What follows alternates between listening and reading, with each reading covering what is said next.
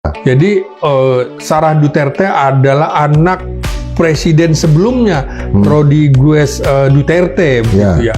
Jadi yang didorong oleh massa di Filipina ada, bapak lu dulu melanggar ini, bapak lu dulu melanggar ini, lo juga naiknya sebagai wapres karena melakukan pelanggaran ini. Saya kira juga hampir sama. Jadi semuanya Gibran bin Jokowi yang naik dianggap anak haram konstitusi bisa dipersoalkan terus, Bung.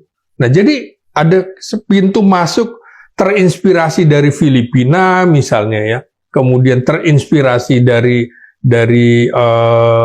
Bangladesh, termasuk Peru ya, anaknya Alberto Fujimori. Persis, jadinya ini sebenarnya warning ya di dunia bahwa secara politis itu memang bagus ya, itu hebat gitu, Gibran bisa naik, tapi secara demokratis itu adalah menggerus. Ini adalah upaya pembusukan politik, termasuk upaya pembusukan politik terhadap Presiden Prabowo Subianto. Tanpa dia sadari, ini upaya pembusukan politik bahwa, nah ini kan Presiden Prabowo akhirnya menghadapi paradoks di mana tidak bisa membangun karena tidak ada anggaran, dan kesalahan anggaran itu menurut saya sebenarnya Prabowo sedang berteriak kepada massa, jangan nyalain gue dong, salahin pemerintah yang lama, jadi kita nggak bisa ngapa-ngapain. Sesungguhnya itu dalam tanda petik panggilan Prabowo kepada para aktivis, bergerak, kita jadi rusak gara-gara pemimpin yang lama.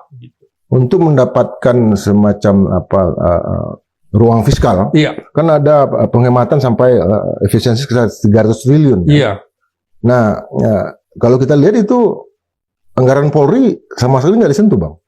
Kenapa tuh, Bang?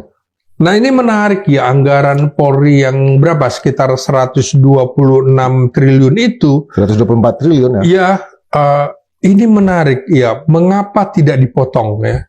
Saya kira Prabowo kalau dilihat sekarang, ini salah satu yang sedang dirancang menjadi program-program unggulan adalah makan bergizi gratis, kemudian juga soal ketahanan pangan, bagaimana dia melibatkan tentara untuk mendorong swasembada pangan kita. Nah, antara lain menurut saya keuangannya mungkin akan diminta juga dari kepolisian, Bung.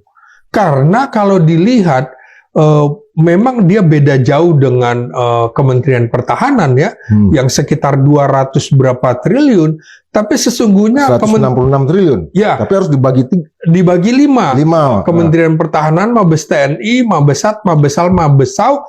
Kalau kita bagi 5, sesungguhnya masing-masing cuma dapat 33 triliun, bandingkan dengan polisi yang 126 triliun itu, 120-an triliun itu.